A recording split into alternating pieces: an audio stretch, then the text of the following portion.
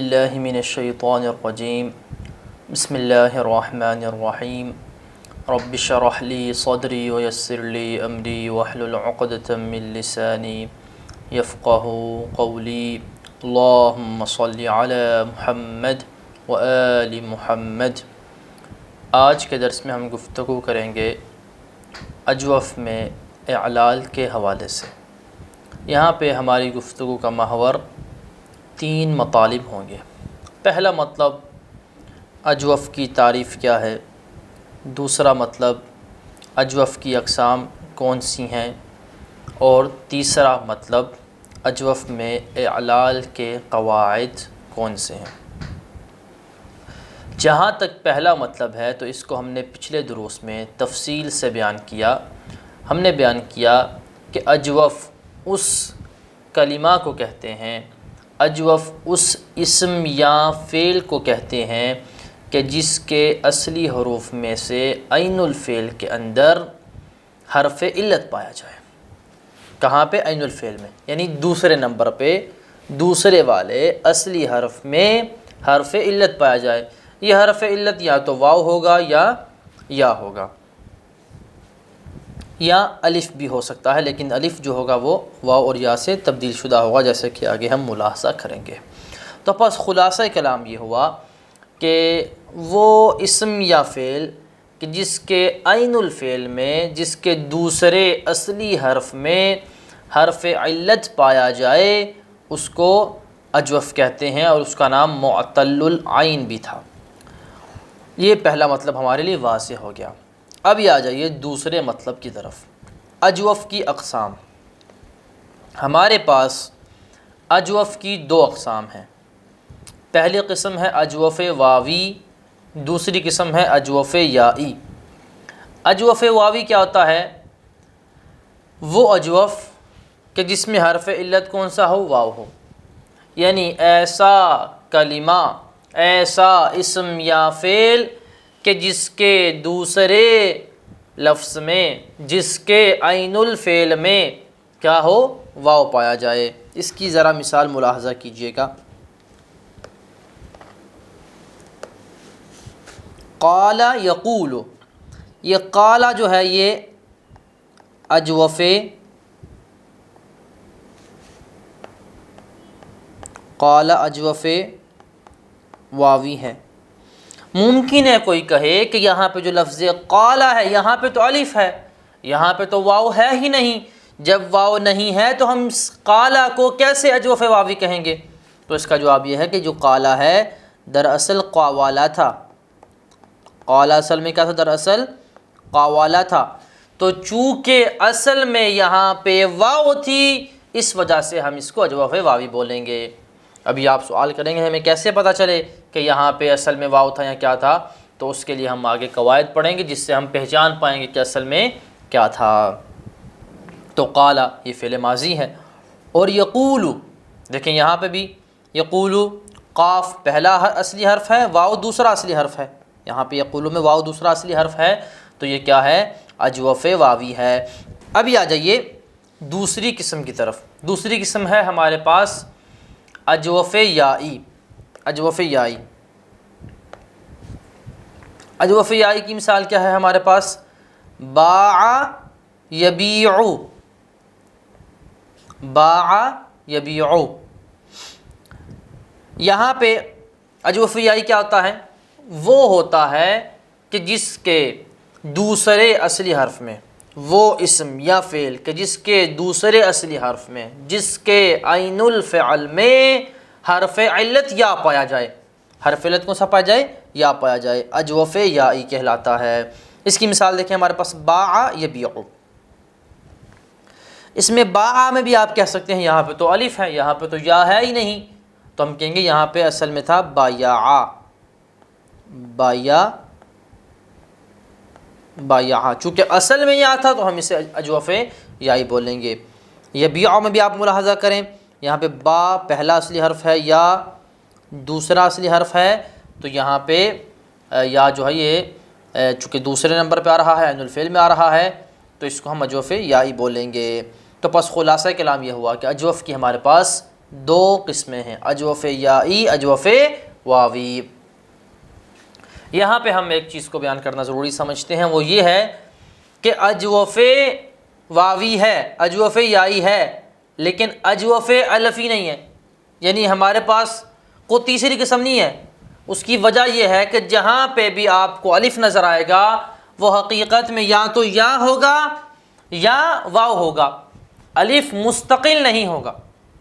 جہاں پہ بھی آپ کو الف نظر آئے گا اس کے پیچھے حقیقت میں یا تو وہ واو ہوگا یا تو یا ہوگا، اس لیے ہم نے تیسری قسم اجوف الفی نہیں بنائی، اجوف الفی نہیں بنائی ہم نے، بلکہ دو قسموں پہ ہم نے اکتفا کیا ہے۔ دیکھیں قال یہاں پہ الف ہے لیکن حقیقت میں کیا ہے، واو ہے، یہ اجوف واوی میں چلا جائے گا۔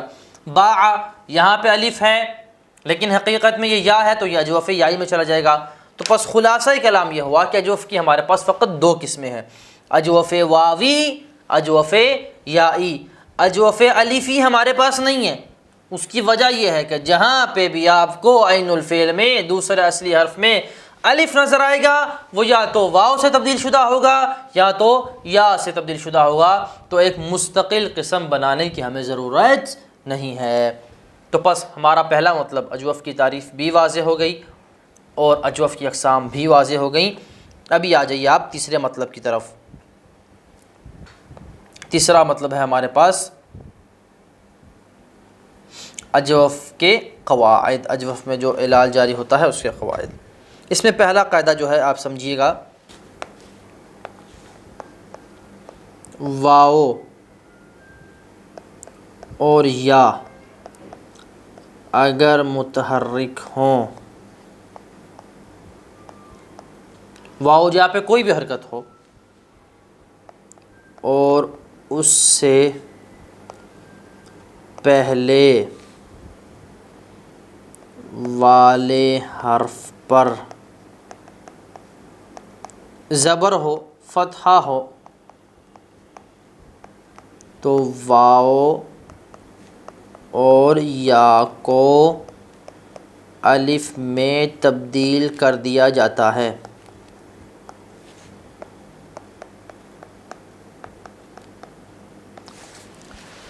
واو اور یا اگر ان پہ حرکت ہو، ان سے پہلے والے حرف پہ زبر ہو، تو واو اور یا کو الف میں تبدیل کر دیا جاتا ہے۔ ذرا ملاحظہ کیجئے گا، ہمارے پاس ہے قالا، قالا اصل میں کیا تھا، قوالا، قوالا تھا۔ واو پہ حرکت ہے کہ نہیں ہے، واو پہ حرکت ہے۔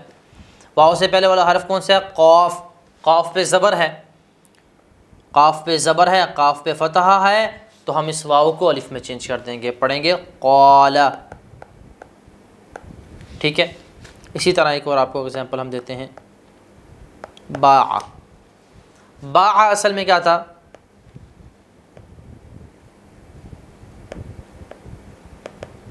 بایعہ تھا، کیا تھا، بایعہ۔ یہاں پہ کیا ہے ہمارے پاس، با پہ کیا ہے، یا جو ہے اس پہ حرکت ہے، یعنی حرف علت جو یا ہے اس پہ حرکت ہے، وہ متحرک ہے۔ اس سے پہلے والا حرف جو با ہے اس پہ زبر ہے، یعنی با مفتوح ہے، با پہ زبر ہے، تو ہم اس یا کو الف میں چینج کر دیں گے، چونکہ ہم نے پڑھا جب واو جو یہاں پہ حرکت ہو اور ان سے پہلے والے حرف پہ زبر ہو تو ہم واو اور یا کو الف میں چینج کر دیتے ہیں، تو کیا پڑھیں گے، باع۔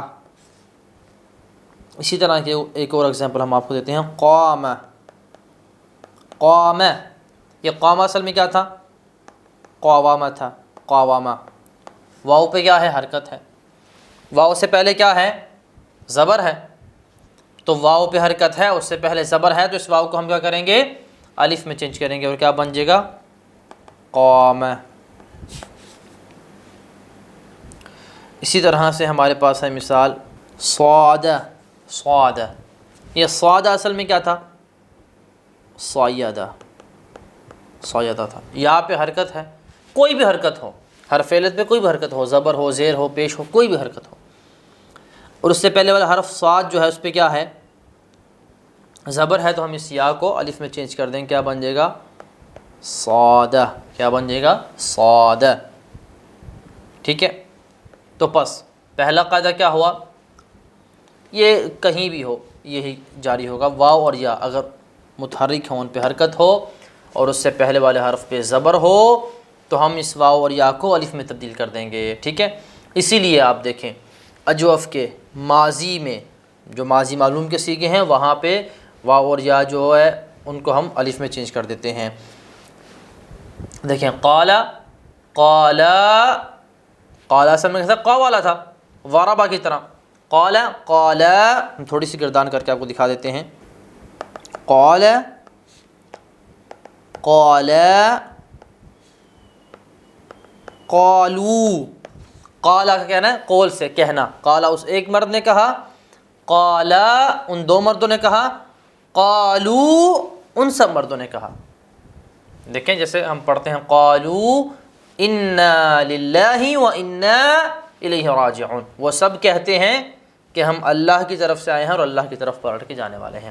تو جو لفظ قالو ہمیں قرآن میں نظر آتا ہے اس کا معنی کیا ہے؟ ان سب نے کہا۔ قالت اس ایک خاتون نے کہا، قالتا ان دو خواتین نے کہا، قلنا ان سب خواتین نے کہا۔ دیکھیں یہاں تک آپ کو سمجھ آ گیا کہ ہم اصل میں قالا کیا تھا؟ قاوالا تھا، ٹھیک ہے۔ قالا اصل میں کیا تھا؟ قاوالا تھا۔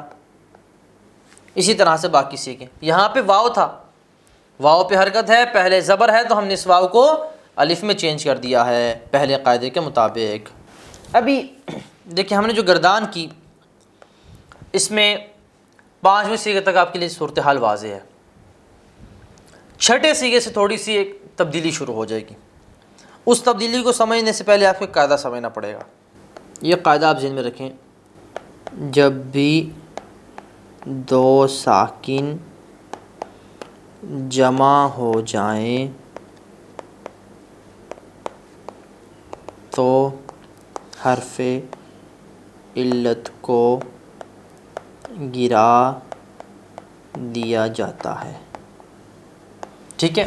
جب بھی دو ساکن جمع ہو جائیں وہاں پہ ہم حرف علت کو گرا دیتے ہیں، چونکہ دو ساکنوں کا جمع ہونا عربی زبان میں کیا ہے؟ یہ مستہجن اور قبیح عمل شمار ہوتا ہے۔ یہ ذرا قاعدہ آپ نے ذہن میں رکھنا ہے۔ اور ابھی ہم آگے قالا کی گردان کرتے ہیں۔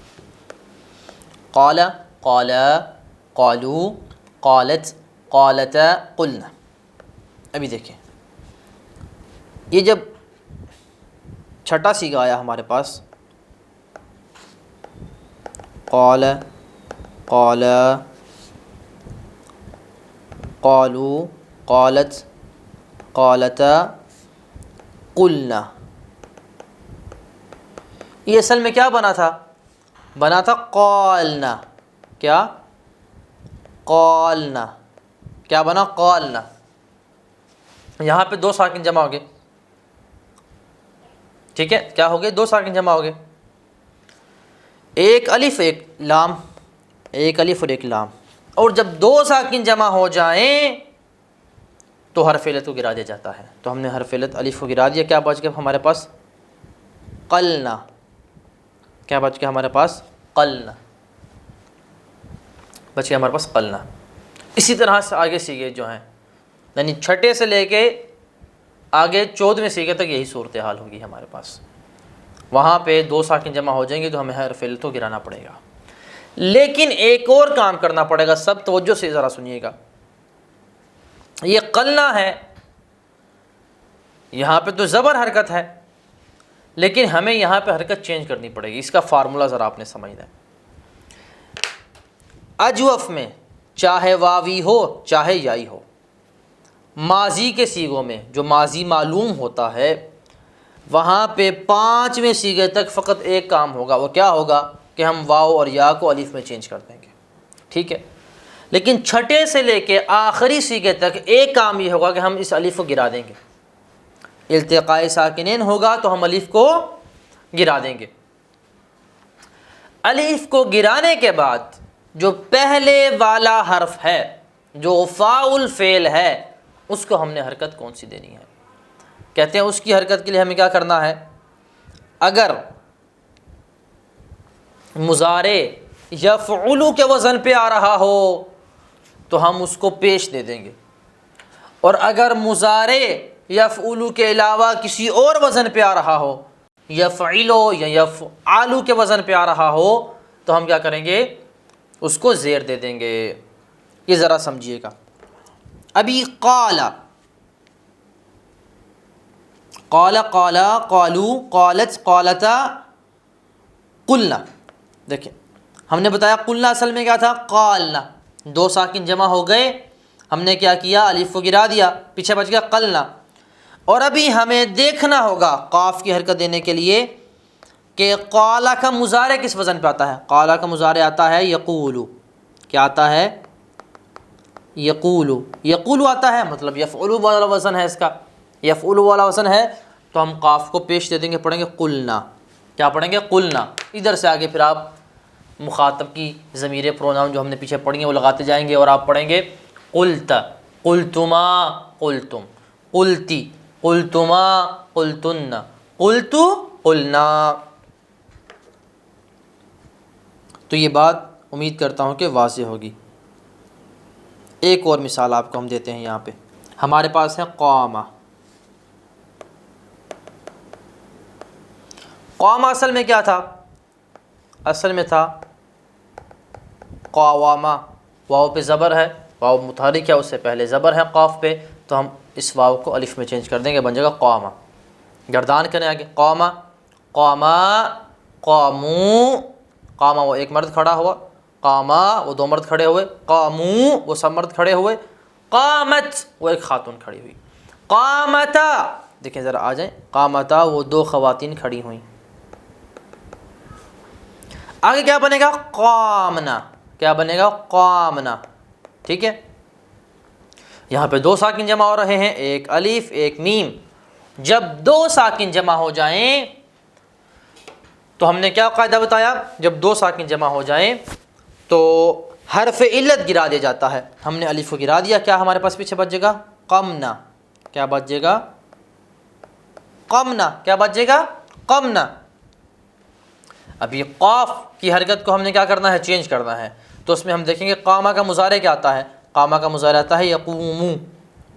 یقومو آتا ہے، تو مطلب اس کا وزن یفعلو ہے، تو ہم کیا کریں گے؟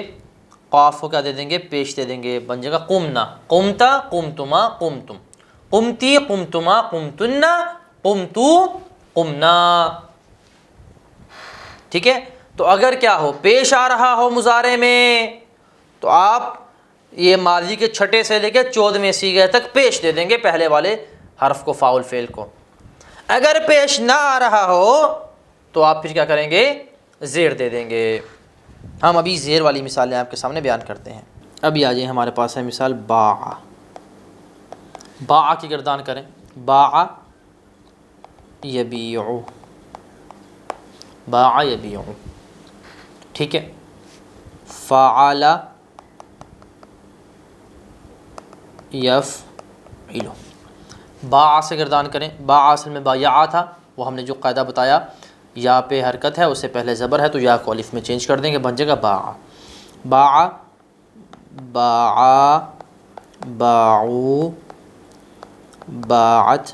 باع کا معنی ہوتا ہے بیچنا، باع اسے ایک مرد نے بیچا، باع ان دو مردوں نے بیچا، باعو ان سب مردوں نے بیچا، باعت اس ایک خاتون نے بیچا۔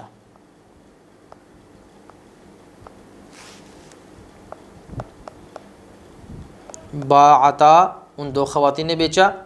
ابھی ہمارے پاس کیا بنے گا؟ باعنا، باعنا۔ ٹھیک ہے، ان سب خواتین نے بیچا۔ اس کو ذرا ہم صاف کر کے لکھتے ہیں۔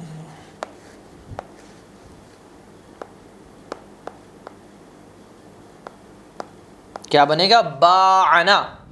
دو ساکن جمع ہو گئے، ایک الف ایک عین، ان میں سے حرف علت کون ہے؟ الف، تو اسے ہم گرا دیں گے، پیچھے کیا بچے گا؟ باعنا۔ کیا بچے گا ہمارے پاس؟ بچے گا ہمارے پاس باعنا۔ ہم نے بتایا ہم نے اس با کو حرکت دینی ہے، جو پہلے والا ہے فاعل فعل، اس کی حرکت چینج کرنی ہے۔ تو اگر مضارع میں وزن یفعل والا ہو، پیش ہو، تو ہم اس فاعل فعل کو بھی پیش دے دیں گے۔ لیکن یہاں پہ باع کا مضارع دیکھیں یبیع ہے، یفعل والا وزن نہیں ہے، اس کا پیش والا وزن نہیں ہے، تو ہم کیا کریں گے، اس کو ہم با کو زیر دے دیں گے، کیا بن جائے گا ہمارے پاس بیعنا، بیعنا، بعتا، بعتما، بعتم، بعتی، بعتما، بعتن، بعتو، بعنا، بس یہ تبدیلی کریں گے، باقی گردان نارمل ہوگی بالکل۔ ایک اور مثال ہم ملاحظہ کرتے ہیں یہاں پہ، خوافا یخاف،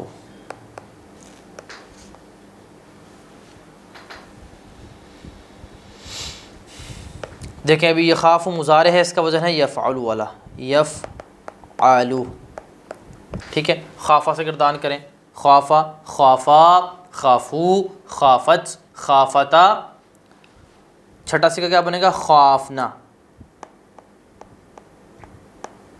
خافا کا مطلب ہوتا ہے وہ ایک مرد ڈرا، خوف سے ہے، ڈرنے سے، خوافنا۔ یہاں پہ دیکھیں دو ساکن جمع ہو گئے، ایک الف اور ایک فا، تو دو ساکن جمع ہو جائیں تو ہم کیا کریں گے، ہم حرف علت کو گرا دیں گے، کیا بن جائے گا، خفنا، کیا بن جائے گا، خفنا۔ ہم نے فاعل فعل کی حرکت دیکھنی ہے، اس کا مضارع دیکھیں گے، مضارع کا کیا وزن ہے، یفعل والا وزن ہے، پیش ہے آیا مضارع میں، یہ خافوں میں دیکھیں یہاں پہ کوئی پیش نہیں ہے، یفعل والا وزن نہیں ہے، تو ہم یہاں پہ بھی کیا کریں گے، ہم فاعل فعل جو پہلے والا حرف ہے اس کو زیر دے دیں گے، بن جائے گا خفنا، خفنا، ٹھیک ہے، یہاں سے پھر گردان چینج ہو جائے گی، خفنا، خفتا، خفتما، خفتم، خفتی، خفتما، خفتن، خفتو، خفنا۔ تو پس خلاصہ کلام یہ ہوا، پہلا قاعدہ ہمارے پاس کیا ہے کہ ہم مضارع کہیں بھی ہو، اگر واو یا ان پہ حرکت ہو اور ان سے پہلے والے حرف پہ زبر ہو تو ہم واو اور یا کو الف میں چینج کر دیتے ہیں۔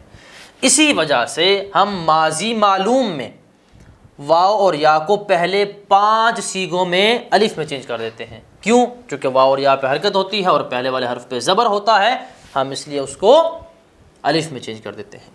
یہاں تک 5 صیغوں کا قاعدہ واضح ہو گیا۔ ابھی چھٹے سے 14ویں تک کیا ہوگا کہ 2 ساکن جمع ہو جائیں گے، ایک الف اور ایک لام الفعل، 2 ساکن جب جمع ہو جائیں تو ہم حرف علت کو گرا دیتے ہیں، تو اس وجہ سے ہم الف کو گرا دیں گے، یہ بات بھی واضح ہو گئی۔